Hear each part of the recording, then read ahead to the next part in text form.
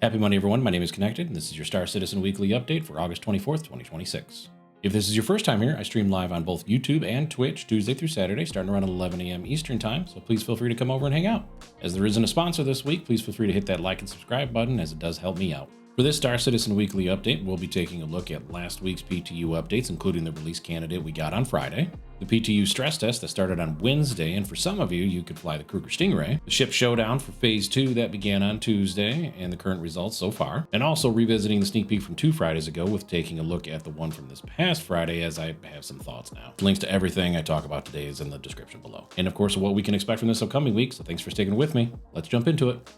Beginning with Monday's PTU update, there wasn't anything new added. Most of the bug fixes revolved around Siege, some notable being a possible fix for elite and boss NPCs being removed before players could loot them, another possible fix for Siege's instance elevator not being callable, multiple fixes for incorrect audio lines used instead of the correct ones at both Siege and for Recco, auto-docking issues with the NPC refueling beacons, and a possible fix for Recco's first story mission where you have to rescue a caterpillar. Again, nothing new added. Tuesday's PTU update, however, having an update to the respawn queue where respawning has been moved to being handled directly within the instance itself, hopefully fixing where players could get stuck within the respawn queue. A possible fix for ASOP ship claims when attempting to claim a ship a second time within the same kiosk session. A possible fix for irradiated Valacar at Lazarus locations where the Valacar would randomly teleport around the area due to the nav mesh not being available. A fix for the Tiburon's fuel port being inside the ship itself, which made the Tiburon unable to use refueling services outside of the landing pads and hangars. And a fix for the Super Heavy Armor's ammo backpack having separate weapon and ammo slots when players would carry it around.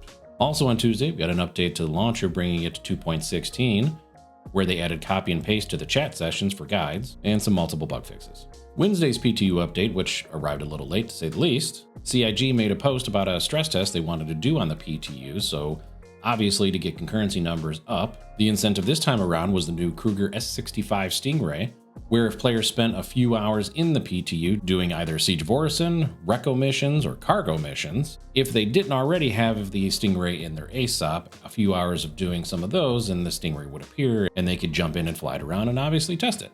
Unfortunately though, I didn't get a chance to jump in and test it, so if you did and you're watching this, feel free to leave your thoughts and opinions in the comments below. With Wednesday's PTU update though, along with the Stingray being added for those who put enough hours in, another update was done to VR, this time for water visuals, including caustics, which should all now render correctly when using VR, and a substantial amount of bug fixes. Some of the following ones were noteworthy to me. There's another possible fix for instancing elevators becoming unusable and uncallable after a server error. Further fixes in Siege, including the animation of your character's hand pulling levers when resetting the nodes, and Remy not spawning during the second phase of Siege. Recco's Story Mission 3 data drive being picked up from any Covalex locker now can only be picked up from a specific locker once the mission is flagged as you being validated. And this one I found funny. The 890 jump boarding mission, apparently in a few occasions, another 890 jump would spawn, this time, this one being hostile, and start attacking you. However, now the potential fix is in and should be what it was previously, which included only a couple of light to smaller medium fighters, and of course the enemy NPCs on board who needed to be neutralized. And don't forget with that 890 jump boarding mission, there's also a data pad somewhere spawned on the ship in a few different locations where you have to find it, disable it, and you get some extra credits for the mission.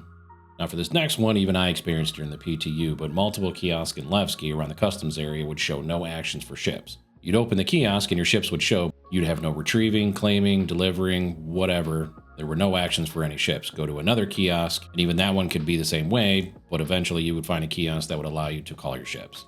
And finally, there was a potential fix to the inventory UI getting stuck and players needing to completely relog to fix it, as well as the inventory UI tab buttons being visually offset when using ultra-wide monitors and resolutions. Now back to the Stingray being put into the PTU before it was made for sale.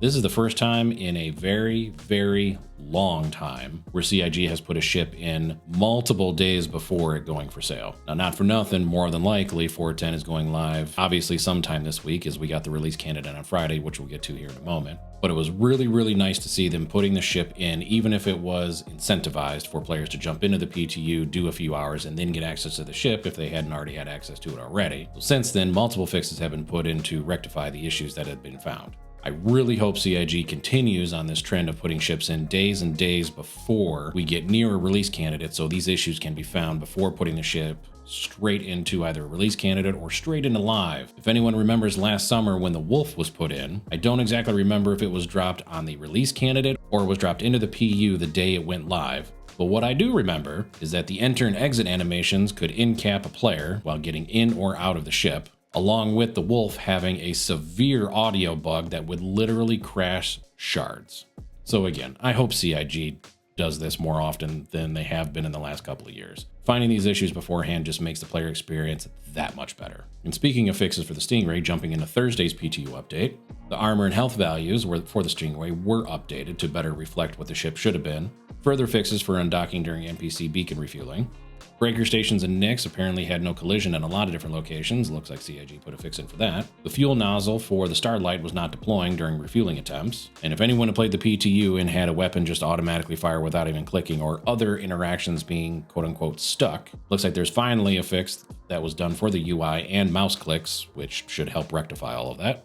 And a potential fix for the ATC not responding from the hotkey and having to use either the Mobiglass or the MFDs. And I really hope that one ends up being a fix for the Stanton Gateway on the Nick side, because more often than not, I hit my hotkey to call ATC and nothing happens, and I gotta stop and either go into my Mobiglass or hit the MFD, and even sometimes those don't work. And of course, more fixes for Siege of Orison, including the loot key cards, which were apparently spawning in NPC item slots, so either a magazine or a grenade slot, instead of in the NPC backpacks, making the keys seem invisible or just non-existent, until you open up proximity looting or just strip the character down. And moving to Friday's PTU update, we finally have our release candidate going into the weekend. Some of the noteworthy fixes, including these two being for the Stingray, which included the cockpit apparently taking no damage, making the ship near invulnerable. But on the flip side, the tail was missing shield coverage, which made damage transfer directly to the body. Potential fix for Siege auto-completing without any objectives being done after the main briefing voice lines dropped.